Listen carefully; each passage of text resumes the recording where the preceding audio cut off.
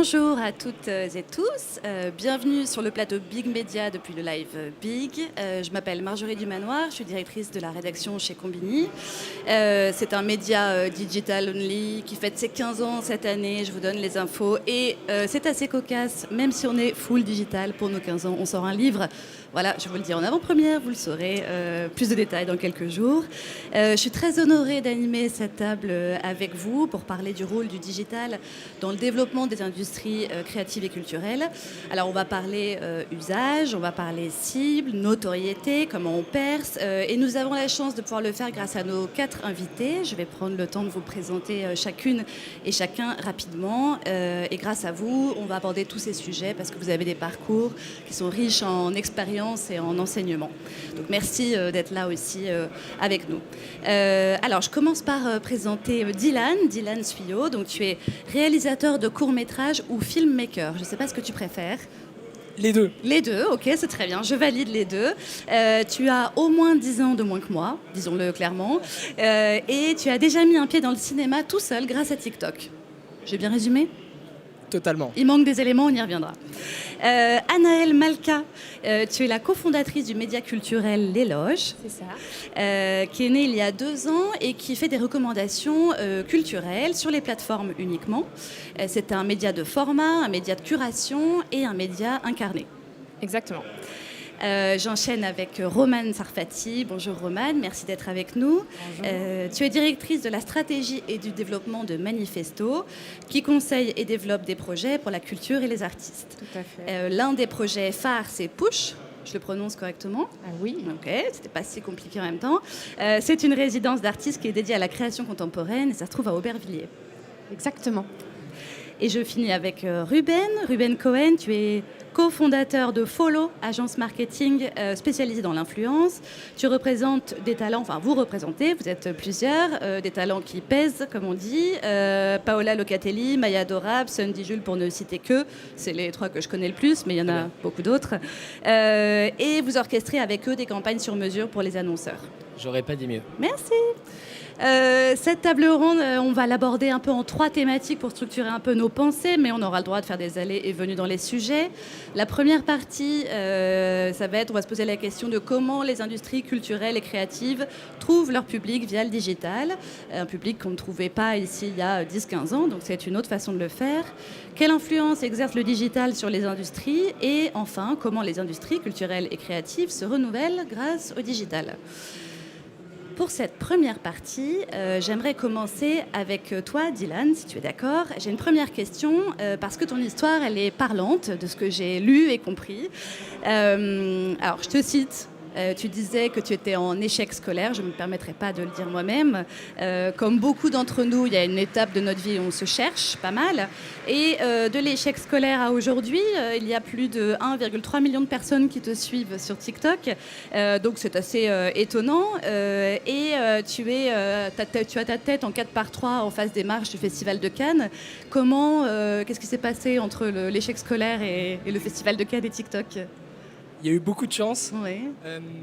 J'avais cette envie de cinéma depuis très longtemps, mais je pense que je suis passé pas par les bons chemins. J'ai commencé en tant que monteur pour des youtubeurs. C'était un peu ma façon à moi de commencer à faire de l'audiovisuel. Ton pseudo, Pulsation? Alors c'était Pulsation totalement, j'en ai un peu honte. T'as encore un peu de fame là-dessus, hein, Oui, c'est vrai, j'ai vu et notamment dans les chez commentaires. Wankill Studio, Ouais. l'Inquiétéracide pour ceux qui connaissent. Où Ouais. c'est là-bas que j'ai commencé, c'est Terracide qui m'a donné un peu cette chance de démarrer en tant que monteur. Ouais. Et après, je suis allé à la fac, il y a eu un parcours un peu très très flou. Je suis arrivé à l'INA et c'est à l'INA où on m'a donné un peu la possibilité de tenir une caméra. Et après, je suis devenu monteur dans une agence d'influence, Elixir Paris. Et c'est là où j'ai monté des vidéos pour du TikTok, pour des TikTokers. Et ça faisait très longtemps que je voulais faire des courts-métrages sur YouTube, mais j'avais pas le temps avec les cours ou le taf. Et TikTok, c'est 10-15 secondes et je me suis dit, il y a peut-être un truc à faire. Et forcément, j'ai eu peur pendant 8 mois. Pendant 8 mois, j'ai regardé tout ce qui se faisait autour du filmmaking, de la cinématographie. Et il y a un moment, je me suis lancé. Et, j'ai eu cette chance que c'est parti très vite, mais aussi, je pense que vu que pendant 8 mois, j'ai beaucoup consommé la plateforme, et je pense que c'est ce qu'il faut faire si on lance un projet culturel, ou en tout cas artistique, j'ai eu cette chance de comprendre vite les codes et donc de très vite les adapter. Et par force d'expérimentation, au bout de 3 mois, c'est parti très vite. Et aussi parce que c'est parti à l'international, donc ça m'a propulsé beaucoup plus vite que si c'était en France.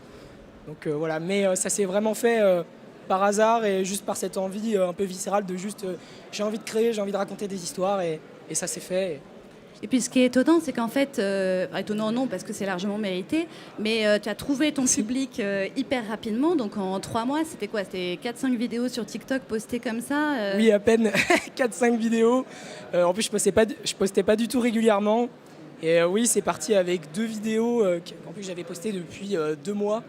Et après, quand c'est parti, je bossais encore en agence. Et j'avais un peu du mal à gérer les deux. À un moment, je me suis dit, bon, soit je fais un choix, soit je prends un risque et je ne fais que ça. Soit je reste en agence, mais peut-être que ça va s'estomper, il y aura moins de gens qui vont me suivre parce que je ne serai pas assez régulier. Eh bien non, ça continue. Et pour ceux qui ne te connaissent pas encore, comment tu décrirais ce que tu fabriques et que tu produis? Parce que j'ai parlé de cinéma tout à l'heure, parce que c'est très cinéma, parce qu'il y a une esthétique, il y a un travail des lumières, un travail de l'image et évidemment de la scénarisation sur des vidéos ultra courtes. C'est quoi ta ligne édito? C'est compliqué. Ça s'est vraiment développé à force d'expérimentation, une nouvelle fois. C'est surtout que j'ai découvert les musiques trend assez vite et j'ai vu que ça fonctionnait quand on les utilisait. Et je trouvais que les musiques trend, tout le monde les utilisait un peu pour rien. Et je me suis dit, c'est le moment d'essayer de raconter un truc avec ça. Et je sais pas, les musiques trend, c'est souvent des musiques qu'on entend tous, qui viennent de films, ou en tout cas qui passent beaucoup à la radio. Et je me suis dit, c'est trop triste de juste faire des danses ou quoi que ce soit. Je vais essayer de raconter un truc complètement différent. Et ça s'est fait un peu comme ça. Après, c'était très difficile. J'ai une petite anecdote. Quand j'ai ma 2e vidéo, je l'ai tournée. J'arrive en montage, je mets mes rushs sur ma timeline et je vois que tout a été filmé en horizontal. En fait, je me suis pas rendu compte que j'avais tout filmé en horizontal parce que j'étais un habitué de la télévision, du cinéma. Et ça fait très bizarre de prendre son cadre, de le mettre en 9/16e. Et non, la ligne édito, elle s'est faite aussi par obligation. C'est TikTok qui m'a obligé à mettre en vertical, mais moi, ça m'allait très bien. Ce que je voulais, c'était apprendre. Je voulais apprendre à faire des films et apprendre à découvrir ce que j'aimais raconter. Et je me dis, en 15 secondes, c'est trop bien, j'ai le temps de faire plein de vidéos, alors qu'en 10 minutes, j'ai pas le temps. Et j'avais pas trop de copains aussi pour m'aider sur mes courts-métrages. Et donc, ça s'est fait vraiment à force d'expérimentation, une nouvelle fois. Et là, maintenant, il y a le format d'1 minute, mais je m'y retrouve pas. Parce que j'ai encore envie d'apprendre. C'est pas la même histoire à raconter. Tout seul, faire 1 minute, c'est pas pareil que faire 15 secondes. Là où j'ai 5 plans à tourner tout seul, parce que oui, j'écris, je tourne, je monte, je mixe, je fais tout ce qu'il y a à faire. Une équipe de 15 personnes, je le fais tout seul. Alors, avec mes moyens, donc je vais pas dire que c'est ultra professionnel, mais donc c'est très fatigant et donc 1 minute, c'est inenvisageable pour moi. Donc voilà, ma ligne édito, là pour l'instant, j'ai réussi à mettre un pied dessus. Et après, on va voir ce qui se passera. Peut-être qu'un jour, j'irai au cinéma ou ailleurs. Mais c'était ma question d'après. Est-ce que les réseaux sociaux, c'est une vision qui est pérenne pour toi ou le but, c'est de te retrouver sur les plateformes de stream ou en salle? Honnêtement, ouais. Non, je vais aller au cinéma et j'ai envie d'aller ailleurs parce que je me sens très bien sur TikTok et Instagram parce que j'apprends plein de choses. Tous les jours, je me dis, waouh, j'avais pas pensé à faire ça, c'est trop bien le vertical, j'adore le vertical. Surtout que, petit aparté, et après je reviens sur la question, mais il n'y avait pas beaucoup de choses qui étaient faites en vertical avant dans le cinéma. Et donc c'était... on filme plus de terre et plus de ciel. Qu'est-ce qu'on raconte avec ça? C'est très compliqué. C'est pas du tout les mêmes échelles de plan ni quoi que ce soit. Du coup, même là encore, j'ai l'impression de redécouvrir, d'apprendre ou de découvrir de nouvelles choses. Et donc non, après l'horizontal me fait de l'œil. Tourner avec une équipe me fait de l'œil. Je travaille beaucoup en ce moment. De plus en plus, j'essaye de me faire aider par Dénès Pitois, qui est mon chef opérateur, sur quelques vidéos, notamment les OP. Et ouais, travailler en équipe, c'est juste beaucoup plus intéressant. C'est un peu jouissif parce qu'on peut faire plus de choses plus vite et on a le temps de se concentrer sur la création. Là où aujourd'hui, les réseaux sociaux, il faut le dire, des fois nous écrase un petit peu dans la création parce qu'il faut sans arrêt produire, tout le temps être toujours dans les tendances. Oui, il y a beaucoup de contraintes et ça oblige aussi à être créatif différemment et à être combatif aussi pour émerger sur ces plateformes-là, en effet. Mais on y reviendra aussi sur les usages et tout pour que tu nous racontes un peu des trucs, qu'on apprenne comment il faut faire des contenus sur TikTok. Très bien. Je me tourne maintenant vers toi, Anaëlle. Donc, à travers le média L'Éloge, vous favorisez l'accès à la culture, quelque part. Est-ce que c'est le point de départ de la création de L'Éloge? Qu'est-ce qui vous a fait créer ce média? Comment ça a commencé?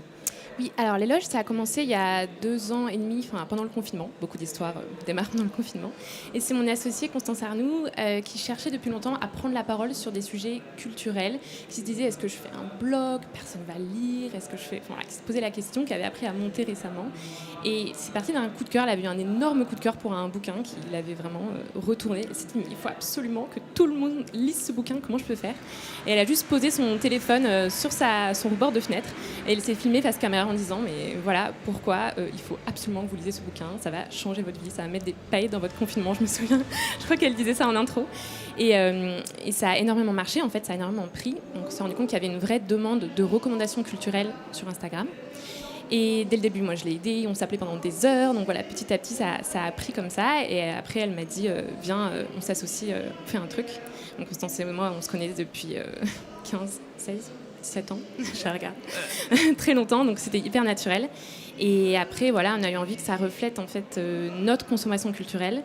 Donc aujourd'hui, on parle principalement de spectacle vivant, c'est vraiment ce qui nous passionne. Donc on parle de théâtre, de ballet, d'opéra, littérature, voilà. Exposition un peu parfois. C'est déjà pas mal. Et c'est vrai que on y reviendra parce que c'est un média qui est très incarné où vous prenez, vous mouillez la chemise pour vraiment dire ce que vous aimez et l'incarnation, on y reviendra, c'est un des leviers essentiels aussi pour la culture et pour créer de la notoriété, etc. Les histoires, elles se partagent par les gens. Juste pour revenir sur votre audience, est-ce que vous savez un peu ce qu'elle aime particulièrement, qui elle est, qu'est-ce qu'elle attend aussi? Est-ce que vous vous basez un peu aussi sur ses réactions par rapport à vos contenus pour pouvoir en produire d'autres? C'est le grand jeu entre ce qu'on a envie de dire et ce que l'audience veut qu'on lui dise. Donc ça, c'est un petit peu ça. Parfois, il y a des contenus qui marchent super bien, qui sont pas ce qui nous passionne à faire. Je crois que le sondage sur est-ce que vous préférez les glaces ou les gaufres est le sondage qui a fait le plus d'interactions sur l'histoire de notre Instagram quand on était au festival de cinéma de Deauville. Donc c'est sympa aussi. Et honnêtement, c'est OK. Il faut qu'il y ait un petit peu de ça. Les gens, ils sont sur Instagram aussi parce que voilà, ils scrollent dans les transports. Faut être réaliste.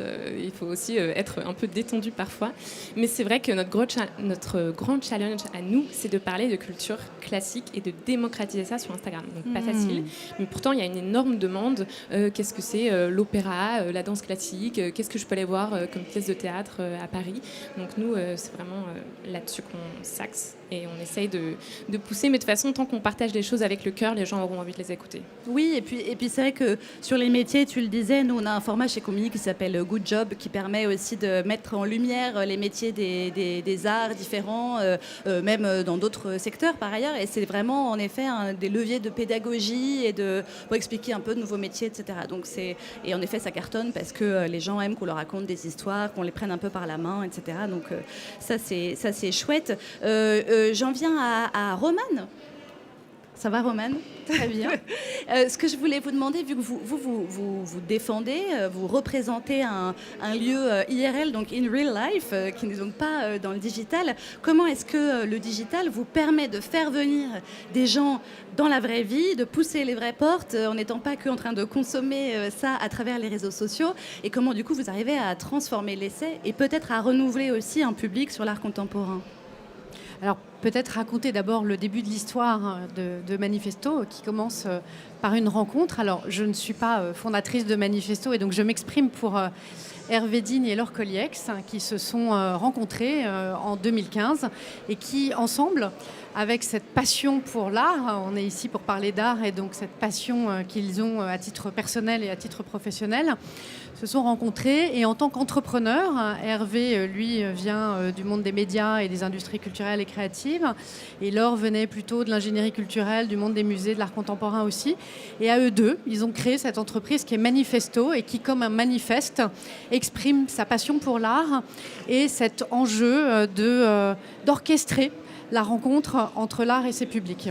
Et une rencontre qui, effectivement, au début de l'histoire, et toujours encore, s'exprime essentiellement physiquement sur des lieux.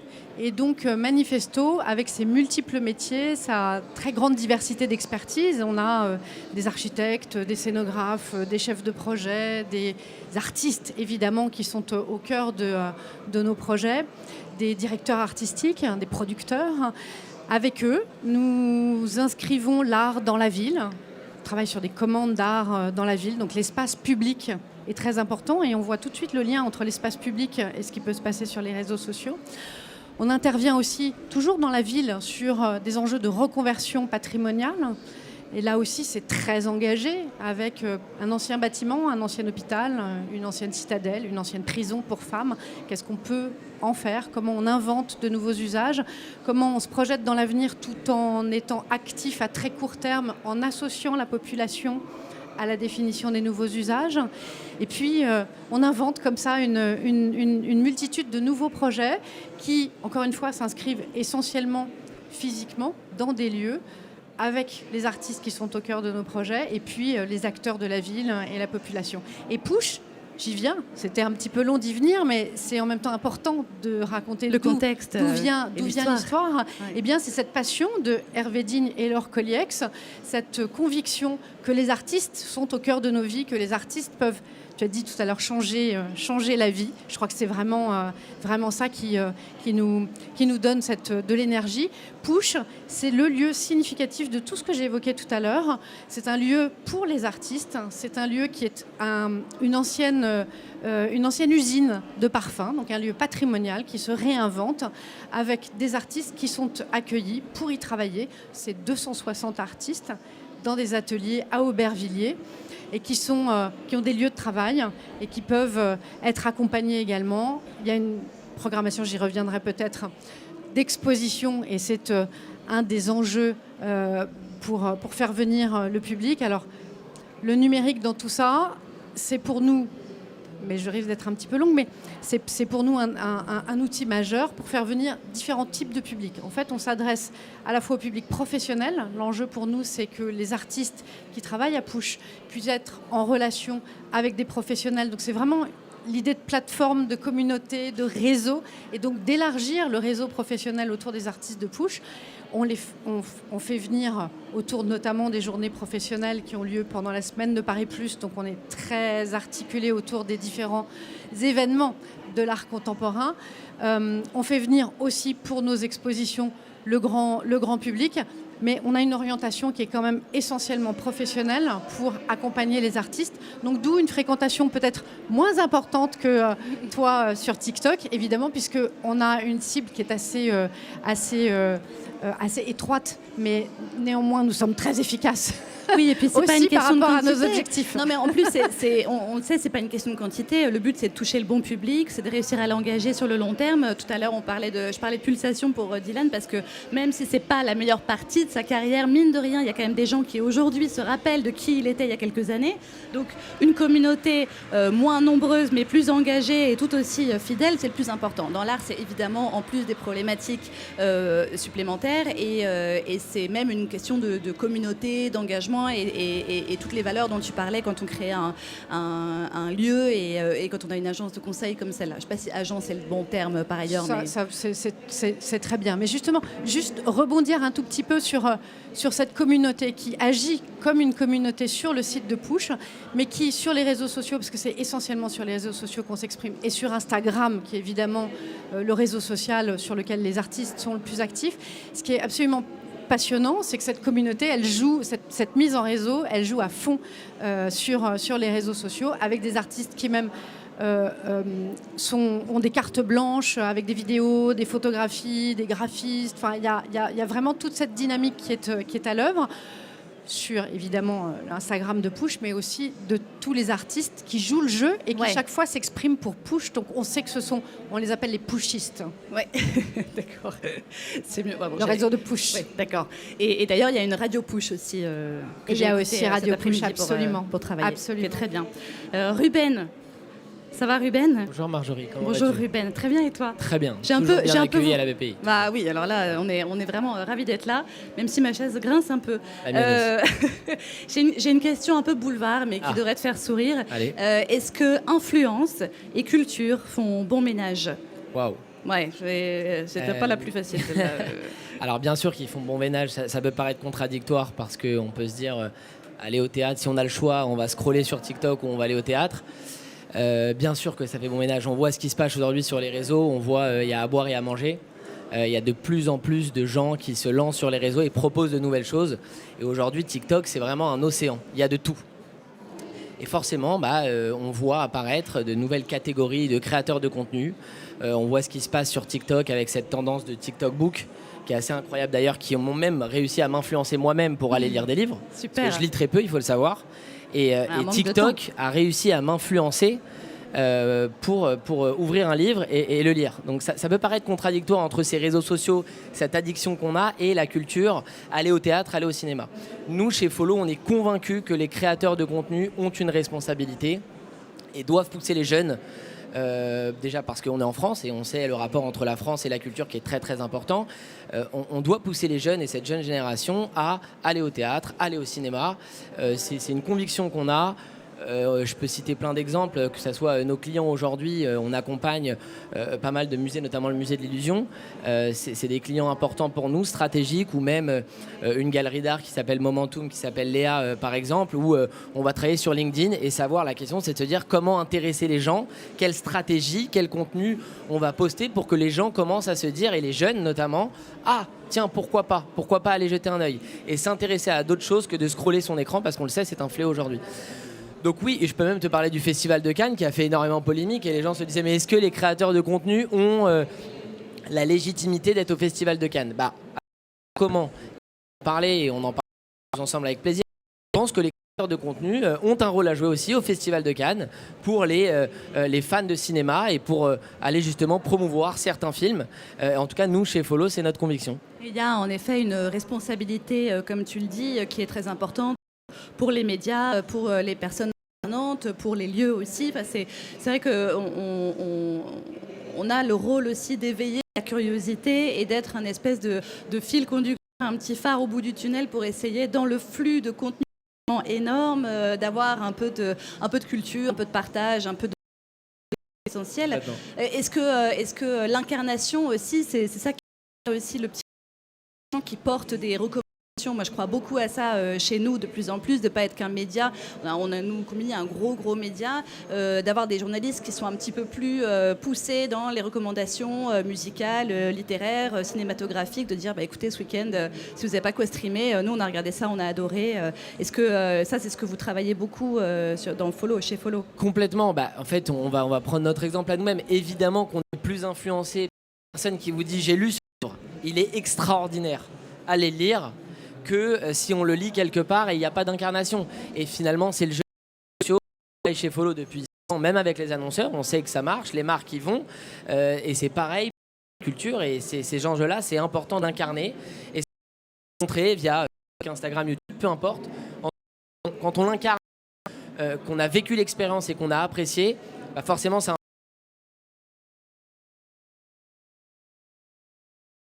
partie, Ruben, c'est toi, tu es très au fait de toutes ces trends, en effet, de tous ces signaux faibles que l'on observe sur les réseaux sociaux. On sait aujourd'hui que les jeunes, ils s'informent sur TikTok, et je parle pas que de news culturelles, je parle même de hard news, donc, ou Snapchat quand il y a des moments un peu plus chauds. Quel contenu, quel format, quel propos, quelle plateforme il faut choisir pour se développer? Alors là, la question, elle est vague. Je me pose des questions. On en a pour une semaine. Non, alors c'est très compliqué. L'algorithme, notamment, que ça soit sur TikTok, notamment très compliqué. C'est une attente avec la plus inquiet aujourd'hui pour les jeunes d'aujourd'hui. Et je le dis alors que je suis fondateur. Je suis inquiet pour le fait que le contenu qu'on choisit de regarder est important parce que vous le connaissez. Je ne vais pas vous l'apprendre quand on commence à regarder une vidéo. C'est-à-dire que des fois, notre cerveau envoie une information, on dit on n'aime pas cette vidéo, mais on reste dessus. Ça nous est tous arrivé. Et l'algorithme va nous pousser. Donc c'est très très compliqué de se bagarrer avec l'algorithme. L'idée, c'est, en tout cas, donner aux gens, aux jeunes, c'est de se dire, s'il vous plaît, ne vous laissez pas berner par n'importe quel contenu qu'on poste sur on est adepte et c'est la mode du snack content, mais essayez de creuser un petit peu. Tout ce qui se dit sur les réseaux n'est pas vrai. Donc essayez de rentrer un peu plus en profondeur, essayez de vous renseigner un peu plus. Ne pas que les réseaux, c'est un fait, d'autant plus avec l'intelligence artificielle qui arrive. Alors là, personne ne va s'y retrouver. Essayez de creuser ça et essayez de, oui, vous direz vite, passer à côté de... Et c'est vrai qu'on observe aussi en tant que média, on observe une espèce de course à la rapidité de l'information depuis quelques mois. C'est-à-dire qu'on applique la hard news être ultra comme le nôtre, mais je pense que c'est le cas de beaucoup d'entre vous aussi, c'est de ne pas se laisser complètement avoir dans cette course-là, de ne pas oublier qu'on a des engagements sur des sujets qui sont forts, on a des valeurs sur des face à cette prendre et de prendre du recul.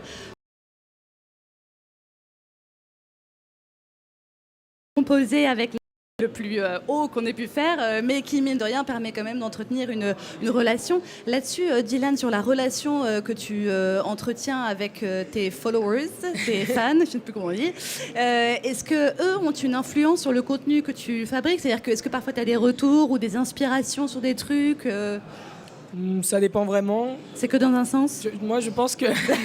non, honnêtement, je pense que j'ai... En tout cas, la chance de mon côté de juste pouvoir créer ce que j'ai envie de créer. Après, je sais ce que ma communauté aime de manière générale. J'ai une communauté très féminine qui me suit et qui est intéressée par le cinéma. Et non, c'est plutôt moi qui choisis. Mais moi, de mon côté, en tout cas, j'essaye d'agir sur les sujets que je choisis et des sujets surtout qui me touchent et sur lesquels je pense que là, il y en a un sur une vidéo récemment, j'adore les slashers, mais il y a trop de slashers masculins. Et donc, j'ai voulu aborder le fait que ces slashers-là, ils vont se faire tuer par une fille. Et on va avoir le droit à la télé pour regarder un slasher. Et derrière, il y a plein d'affiches où c'est des femmes qui sont mises à l'honneur. Et j'essaye de temps en temps d'incorporer ces sujets. C'est comme ça que je communique avec ma communauté et j'essaye de faire passer des messages positifs du mieux que je peux avec ma parole.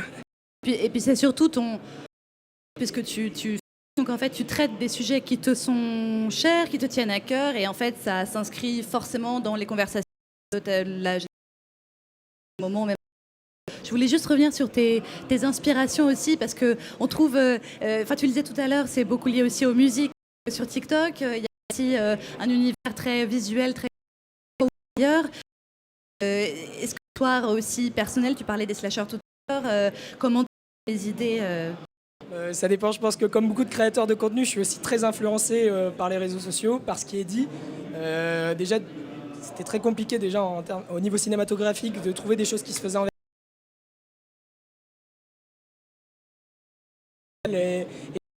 en tout cas le TikTok français, on avoir des sujets très sociaux. Après, j'avoue, c'est toujours un terrain d'expérimentation. Je parle vraiment de tout et de rien. Je peux faire en effet des choses beaucoup plus sombres, des fois des choses beaucoup plus joyeuses. Donc, oui, puis en fait, mais il n'y a pas de recette secrète, il n'y a pas de parfaite. C'est ce que on est totalement tributaire d'un algorithme, de communautés qui sont riches ou pas. Et du coup, on peut se retrouver avec un contenu dont on est sûr qu'il va cartonner et qui est Anaëlle, je voulais revenir vers toi sur les formats que vous faites parce que vous êtes pour moi un média de format assez incarné avec des rubriques, des thématiques que vous faites pour éditorialiser en fait vos recommandations. Est-ce que vous pensez par rapport à à la plateforme à laquelle vous vous adressez? Alors nous, on est nés sur Instagram. C'est-à-dire que pour nous, c'était le plus simple, le plus évident. C'était où est-ce qu'on partage notre amour de la culture. Instagram, c'est-à-dire qu'on n'a pas vraiment réfléchi, on n'a pas stratégisé l'affaire, c'était juste OK, go. Et comment on pense nos contenus forcément, je veux dire, on tourne en format vertical, on rédige des guides. Bon, après, personne ne lit les guides sur Instagram, donc on les met en format carousel. Ouais, mais après. on fait des captures quand même, non? Je vois bien le côté serviciel. Moi, j'adore les côtés serviciels. On fait tous des captures, on met les trucs de côté et tout. Ouais, complètement. Non, mais on a le format que vous faites, c'est vachement bien. Oui, c'est ça. En fait, c'est un screen du guide Instagram. Du coup, les gens lisent des carousels. Learn de toujours tester des nouveaux trucs et de se planter, ça fait partie du jeu. Donc oui, on pense, nos contenus, c'est qu'est-ce qu'on fait? Est-ce qu'on fait une vidéo? Est-ce qu'on fait une story? Après, je pense qu'il faut aussi quand même faire ce qui nous plaît, parler de ce qui est important pour nous. Nous, on fait des vidéos qui sont parfois longues, entre 3 et 5 minutes, c'est très long pour Instagram, c'est vraiment très long, j'insiste. Ça nous fait parler avec les cœurs et les gens qu'on impacte, on les impacte. impact vrai. C'est-à-dire qu'on reçoit des messages, bonjour, votre recommandation de spectacle, je suis allée pour la première fois à l'opéra, ça m'a bouleversée, je vais y retourner. Donc voilà, on reçoit des témoignages comme ça, hyper récurrents, et c'est pour ça,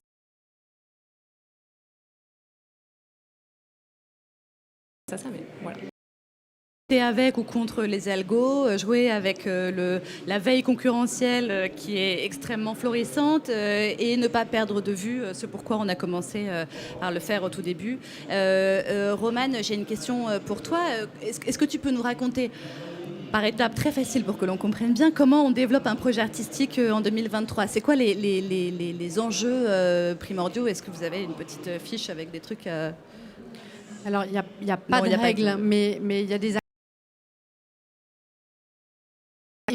c'est-à-dire que du projet artistique,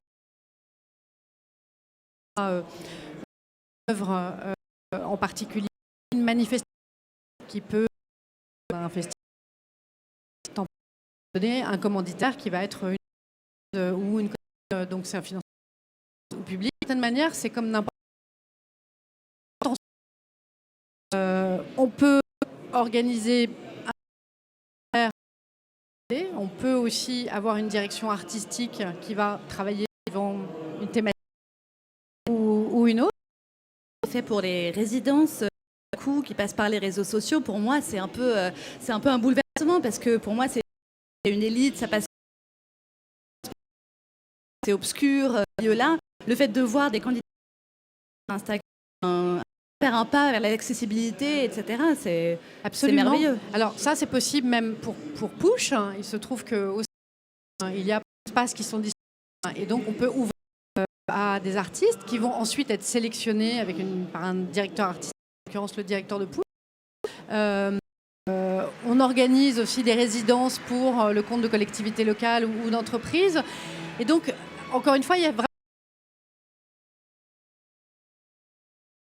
qu'on soit sur un appel les plus émergents ou sur un choix qui va être spécifique, le rôle du directeur artistique est très important. Et le rôle de chef d'orchestre de Manifesto dans le chemin, parce que choisir les artistes, c'est la première étape, mais ensuite il y a un long chemin de production pour arriver jusqu'au bout, et c'est là que Manifesto et tous ses savoir-faire interviennent. Et là, comme dans une production, c'est une multitude de savoir-faire qui apprennent à travailler ensemble, donc il y a un facteur humain qui est ultra important. Ensuite, un facteur méthodologique, technique, parfois technologique. On peut être amené à travailler sur des œuvres qui intègrent une dimension numérique, mais aussi visuel, mais aussi extraordinaire, c'est qu'on peut travailler tous les médiums, quel que soit le projet. Romane, en gros, le digital comme moyen de renouveler l'expérience de la culture, c'est ce dont on va un petit peu se parler. Depuis les réseaux sociaux, depuis qu'ils font partie de notre quotidien, notre rapport à l'œuvre, sur les réseaux sociaux, etc. Bref, on fait un petit peu partie de l'œuvre quelque part et ça a changé notre rapport. On est beaucoup, je ne dis pas qu'on était passif avant évidemment, mais on est beaucoup plus actif dans l'œuvre elle-même. On a vu d'ailleurs émerger beaucoup, mais ça je pense que toi tu sais depuis très longtemps, le phénomène des que ce soit le théâtre, mais aussi l'art contemporain. Pour toi, c'est un nouveau vivier. C'est en plein boom actuellement. Il y a énormément de choses passionnantes qui se passent. Et pour moi, c'est pas très vieux dinosaure. Non, pas ici. Mais voilà, il y a 25 ans, je produisais des jeux vidéo et avec cette intention de plonger les visiteurs, les joueurs en l'occurrence, dans des univers reconstitués en 3D.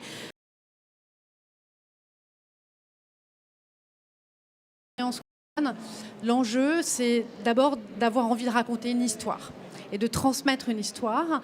Et au travers de cette histoire, que ce soit une aventure ou une histoire avec une dimension poétique, eh bien c'est comme ça qu'on va amener à découvrir des œuvres d'art ou un patrimoine.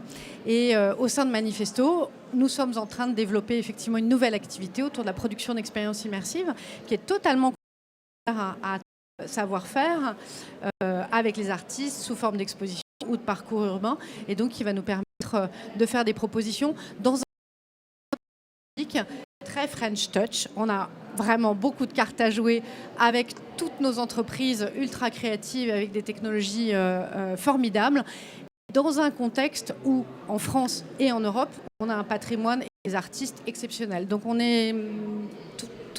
c'est formidable.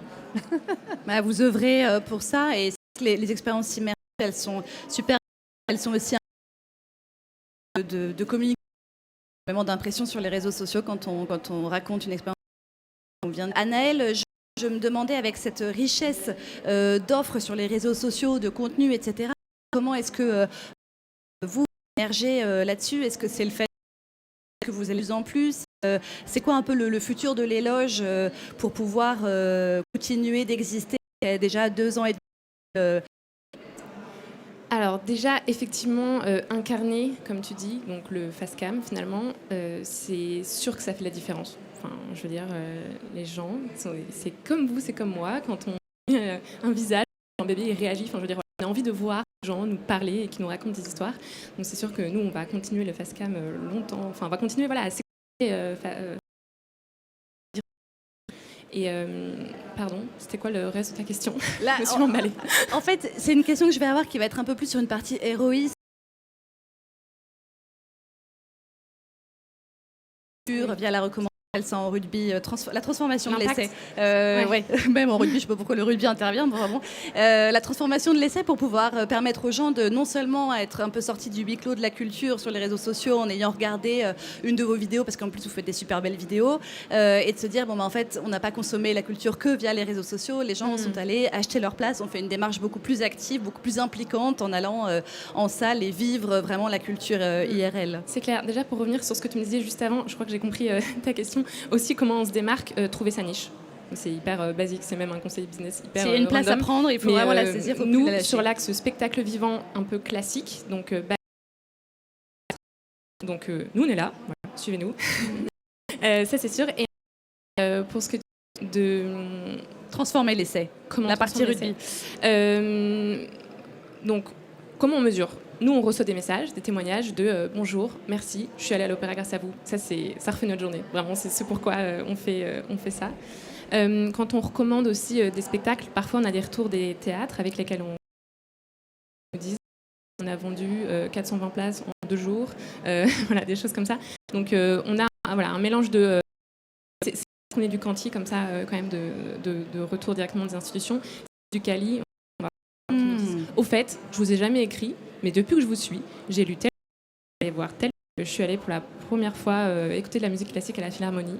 Merci. Voilà. Et surtout qu'on sait que les gens prennent le temps beaucoup de faire des commentaires négatifs. Donc quand ils prennent le temps de faire quelque chose de positif, c'est encore mieux. C'est un peu le principe de l'éloge. Ruben, comment on mesure le succès d'une campagne? Comment est-ce qu'on... Parce que c'est bien qu'on soit vraiment héros. Investissement assez important avec une campagne, etc., qu'on dise il y a eu un réel impact sur le marché. Est-ce que quelque part, mais plutôt on veut que des chiffres, on fait du SEO, on fait du Google Ads, etc. Justement, les réseaux sociaux et l'influence, c'est là pour raconter une histoire. Et comme on le disait, pour incarner, pour montrer, pour vivre une expérience, il y a évidemment du quali. Maintenant, on a la pouvoir dire le quali du quanti, plus et derrière, forcément, ça convertit. Alors, nous, on est très vigilants avec les clients exigeants qui disent immédiatement, il me faut un ROI immédiat. Nous, c'est pas ce qu'on fait. Et vraiment, on invite les clients à dire le ROI immédiat, c'est Google, le AdWords, le paid. C'est pas ce qu'on fait. Nous, on fait vivre une expérience via des créateurs de contenu. Évidemment, la créativité est au centre de la campagne. En tout cas, c'est ce qu'on recommande auprès de nos clients. Et derrière, on va le mesurer par... Notamment, je vais même vous le dire, notre campagne sociaux passe en presse. On me dit souvent, est-ce que depuis l'influence, valider une campagne qui a eu lieu sur les réseaux sociaux? Ça, c'est le Graal. Et après, il y a évidemment les messages qu'on reçoit, les likes, les commentaires, le nombre de vues. Mais ça, je ne vais pas vous... Et ces campagnes, comment vous les fabriquez? Alors, vous partez d'un brief, on part d'une contrainte, ce qui est généralement un bon levier de créativité. Comment ensuite se fait tout le cheminement, identifier le bon public, la bonne plateforme? Ça nous arrive, on a à la fois de pouvoir co-construire le brief. C'est vrai, quand on a les pieds et mains liés avec un brief déjà fait, c'est très compliqué. Et moi, je suis hors de relativement. On est bridé. Et quand on a envie de s'amuser et faire place, enfin laisser place à la créativité et faire des campagnes les plus innovantes et les plus créatives possibles, on adore co-construire le brief avec l'agence ou la marque. Et alors encore mieux si on arrive à faire avec les créateurs de contenu dès le départ. Si demain on a une campagne avec Dylan par exemple, j'adorerais que Dylan, qui n'est pas vraiment ronde celle-ci, mais en tout cas s'asseoir avec lui et pouvoir discuter, de dire ok, quelles sont tes envies, ta communauté aime quoi, vers quoi on tend.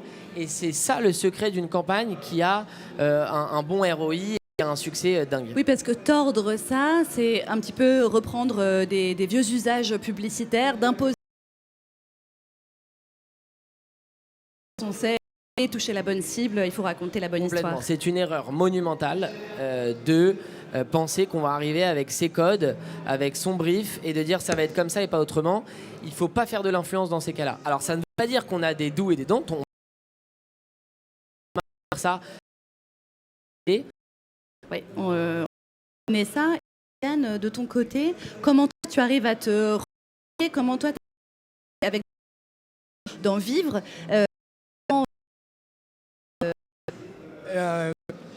Comme l'a dit, moi je travaille qu'avec des agences principalement et des marques. Rien et ça sujet. Parfois j'accepte. Nous, on ne peut pas tout le temps tout refuser. Si on veut que on est dans une industrie, en tant que créateur, on est obligé de faire en sorte qu'à un moment ça fonctionne.